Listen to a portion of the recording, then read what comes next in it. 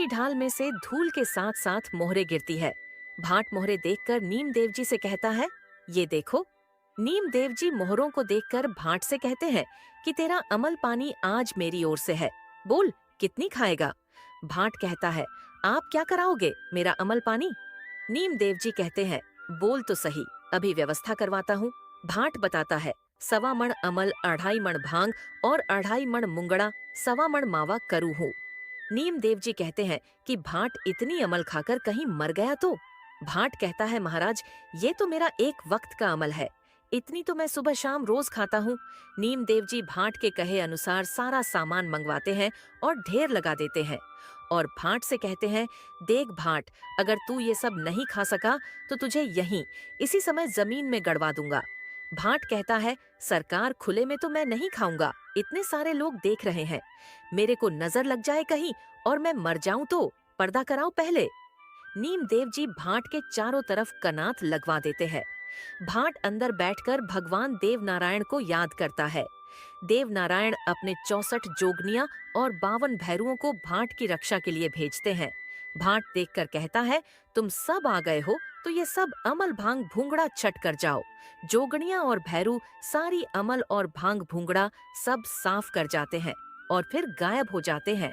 थोड़ी देर बाद भाट कनात फाड़कर बाहर निकलता है और जोर की उबासी लेता है और कहता है, महाराज, अभी थोड़ी सी कसर रह गई है। नीम देव जी कनात हटवाकर देखते हैं कि भाट तो सब माल साफ कर गया है और साथ घर चलने के लिए कह रहा है कि बाकी कसर आपके घर में जाकर पूरी करूंगा। यह सोचकर कि यह तो पीछे पड़ जाएगा, नियम देव जी वहां से जल्दी से रवाना हो जाते हैं। नियम देव जी की सवारी जाने के बाद भूना जी की सवारी आ जाती है। भाट वापस धूल लेकर डोलने लग जाता है। खांडेराव धूलियां देखकर सवाल करते हैं कि भाई, ये क्या कर रहा है, इस धूल में तू क्या ढूंढ रहा है, क्या खो गया है तेरा? भाट कहता है, सरकार, मेरे 25 लाल और एक हीरा खो गया है, उसे ढूंढ रहा हूँ। भूना जी कहते हैं कि धूल में हीरा कहीं मिलता है क्या, और सोचते हैं कि इसका कोई बालक खो गया है जिसे ये हीरा कह रहा है। भूना जी के साथ दिया जी और कालू मीर पठान होते हैं। वो उन्हें समझाते हैं कि ये बगड़ावतों का भाट है, आप कहाँ इससे बातें कर रहे हो, आप तो चलो यहाँ से। भूना जी कहते हैं कि ये बातें अच्छी कर रहा है और फिर भाट से बातों में लग जाते हैं। भाट जब सारी बात साफ साफ कहता है कि ये जो आपके साथ राव उमराव है, इन्होंने रण में आपके बाप, काका, दादा को मरवा दिया। इतनी बात सुनते ही राव उमराव सब भागकर राव जी के पास आकर कहते हैं कि भूना जी को बगड़ावतों के भाट ने बाजार में रोक लिया है और पोथी पत्री सुना रहा है। अब कुंवर खांडेराव अपने नहीं रहे, दुश्मनों के हो गए हैं। राव जी भाट को मरवाने के लिए अपने हाथी को दारू पिलाकर छोड़ देते हैं।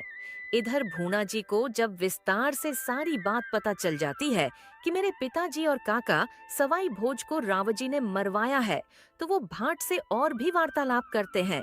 थोड़ी देर में रावजी का हाथी बाजार में आता है और भाट को मारने की कोशिश करता है। वहां भूना जी अपनी तलवार से हाथी की गर्दन काट देते हैं और भाट की रक्षा करते हैं। राव जी को पता चलता है कि हाथी मारा गया है। अगर भूना जी गुस्से में यहाँ आ गए तो सब सफाया कर देंगे, इसलिए भूना जी को वहीं से पुष्कर जाने का आदेश देते हैं। भूना जी भाट से कहते हैं, भाट जी, चलो पुष्कर मेला देखने चलते हैं, बाकी बात वहीं करेंगे। पुष्कर मेले में जाने से पहले भाट भूना जी को अपने साथ लेकर पातू कल्लाली के यहाँ आता है और देव नारायण का पत्र, महेंदु जी का पत्र और साड़ू माता का पत्र देता है। पत्र पढ़कर भूना की आंखों में आंसू आ जाते हैं और पातू कलाली भी भूना जी को बगड़ावतों की सारी बात बताती है। पातू कलाली के यहाँ से भूना जी भाट को लेकर सीधे पुष्कर मेले में चले जाते हैं। राव जी भूना जी के साथ दिया जी, टोड़ाका, सोलंकी, बन्ना चारण और बहुत सी सेना को भी पुष्कर मेले में भेजते हैं। भूना जी पुष्कर में आकर गऊ घाट पर ठहरते हैं। वहां वो तराजू में अपने वजन के बराबर सोने की मोहरें तोलकर ब्राह्मणों को दान करते हैं और ब्राह्मणों को भोजन भी करवाते हैं। गऊ घाट पर छोछू भाट भूना जी से मेला देखने की इजाजत लेकर मेला देखने निकल जाते हैं। वहां उन्हें ब्रह्मा जी के मंदिर में जाते समय पीलोदा का भाट मिल जाता है। उसके साथ पीलोदा के कुम्हार भी होते हैं।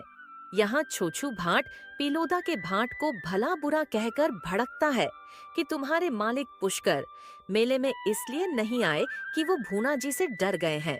पीलोदा का भाट वहां से सीधा पीलोदा आता है और दरबार में आकर सारी बातें बताता है और भाट पीलोदा ठाकुर को युद्ध के लिए भड़काता है। पीलोदा ठाकुर कुमार जोध सिंह और जग सिंह को भूना जी से युद्ध करने के लिए पुष्कर भेज देते हैं। उनके साथ बगड़ावतों के जय मंगला हाथी, गज मंगला हाथी और कश्मीरी तंबू और उनकी लूटी हुई चीजें भी होती हैं। पुष्कर में जोध सिंह और जग सिंह अपनी फौजों के साथ युद्ध के लिए डट जाते हैं। उधर छोछू भाट गऊ घाट पर आकर भूना जी को भड़काता है और कहता है, महाराज पीलोदा के कुमार आपसे लड़ने के लिए आए हैं, आपके बाप दादा के हाथी भी साथ लाए हैं। भूना जी कहते हैं कि भाट जी पुष्कर तीर्थ है, कोई लड़ाई का मैदान नहीं है। यहाँ बहुत से साधु संत महात्मा आए हुए हैं, यहाँ युद्ध नहीं कर सकते हैं।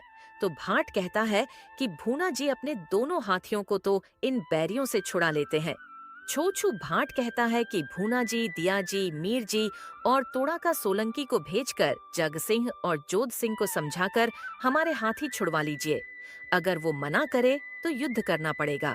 दिया जी, मीर और सोलंकी जग सिंह, जोध सिंह के पास जाकर समझाते हैं कि भूना जी को दोनों हाथी और बगड़ावतों का जो भी सामान आप लूट कर ले गए थे वो सौंप दो, नहीं तो जुल्म हो जाएगा। जोध सिंह जवाब देते हैं कि भूना जी में दम हो तो हमसे युद्ध करके छुड़ा ले जाए, नहीं तो बहरावत की बोर घोड़ी भी हमारे को सौंप दे। ये बात सुनकर दिया जी वापस आकर भूना जी को सारी बात बताते हैं। यह सब सुनकर भूना जी अपने घोड़े पर सवार होकर युद्ध का डंका बजाने का हुक्म देते हैं और जोध सिंह व जग सिंह पर चढ़ाई कर देते हैं। घमासान युद्ध होता है। वहां पिलोदा के राजकुमार जोध सिंह और जग सिंह मारे जाते हैं। पिलोदा की बाकी बची सेना वहां से वापस पिलोदा भाग जाती है। भूना जी पिलोदा जाकर जय मंगला गज मंगला हाथी और बगड़ावतों से लूटा हुआ सामान लेकर राण वापस आते हैं। अब भूना जी छोछू भाट को 100 घुड़सवारों के साथ जय मंगला हाथी, गज मंगला हाथी और सारा सामान इकट्ठा कर गोठा वापस भिजवा देते हैं और नारायण के नाम पत्र लिखकर भेजते हैं। जब जय मंगला हाथी गोठा पहुंचता है तब साड़ू माता उसकी आरती उतारती है, क्योंकि 11 वर्षों बाद बगड़ावतों का हाथी वापस आया है। छोछू भाट देवनारायण के पास आकर भूना जी का लिखा पत्र देता है और सारी बात बताता है। देवनारायण पत्र पढ़ते हैं कि नारायण, पहले आप पिलोदा के ऊपर चढ़ाई करो। यह गढ़ फतेह करने के बाद राण पर चढ़ाई करना आसान हो जाएगा। तब तक मैं आपके पास आ जाऊंगा। मुझे अभी वहाँ राण का थोड़ा हिसाब बराबर करना है, वो पूरा करके मैं लौट आऊंगा। देवनारायण भूना जी का संदेश पढ़कर छोछू भाट से पूछते हैं कि बाबा भाट, ये पीलोदा कहाँ है और वहाँ के ठाकुर कौन है? छोछू भाट कहता है, दरबार पीलोदा के राजा रतन सिंह बड़े वीर और बहादुर हैं। वो ही अपने हाथी गज मंगला और जय मंगला लूट कर ले गए थे। पीलोदा राण का सबसे मजबूत गढ़ है, इसको फतेह करना जरूरी है। देवनारायण का हुक्म हुआ और महेंदू जी, मदन सिंह जी, भांगी जी को बुलाया और पीलोदा पर चढ़ाई करने की बात कही और चारों भाई अपने अपने घोड़े पर सवार होकर अपनी सेना लेकर निकल पड़े। देवनारायण को ध्यान आया कि हम चारों भाई लड़ने चले गए, पीछे गोठा का रखवाला कौन है? अपने घर बार गांव की रखवाली करने के लिए भांगी जी को छोड़कर जाते हैं। भांगी जी कहते हैं कि मेरे बाप का बैर लेने तो मैं भी चलूंगा, लेकिन देवनारायण के समझाने पर भांगी जी मान जाते हैं और वहीं रुक जाते हैं। रास्ते में पीलोदा गांव के बाहर ग्वाले गाय लेकर आ रहे थे। उन्हें भाट ने पूछा कि भाई ग्वालों कहाँ के हो? ग्वालों ने कहा, पीलोदा के। तुम्हारे राजा जी अभी इस समय क्या कर रहे हैं? ग्वाल बोले, तलवारें बो रहे हैं और देव महेंदू को मारकर उनकी गाय हमें दे देंगे, वो भी हम चराएंगे। ये बात सुनकर देवनारायण, मदनो जी और मेंदू जी ने ग्वालों को मारना शुरू किया। कुछ तो मारे गए और बाकी जो बचे वहां से भाग गए। ग्वाले सीधे दरबार में जाकर राजा रत्न सिंह से जाकर दुहाई करते हैं कि महाराज देवनारायण ने हमसे सारी गाय छीन ली और उसके भाई ने हमारे भाई ग्वालों को मार डाला। हम भागकर आपके पास आए हैं। पीलोदा के राजा रतन सिंह जी अपनी सेना को तैयार कर 70,000 फौज लेकर युद्ध के लिए तैयार हो जाते हैं और देवनारायण के सामने आकर कहते हैं कि ऐ बालक, तू यहाँ से वापस चला जा। तेरी अभी युद्ध करने की उम्र नहीं है। तू हमसे क्या लड़ाई करेगा? हमने तेरे बाप दादा को रण में मारा है, जो बड़े वीर योद्धा थे। ये बात सुनकर देवनारायण कहते हैं कि रे कुम्हार, तुम राजपूत कब से हो गए हो? काम तो तुम्हारे मिट्टी का है और तलवारों की बातें करते हो।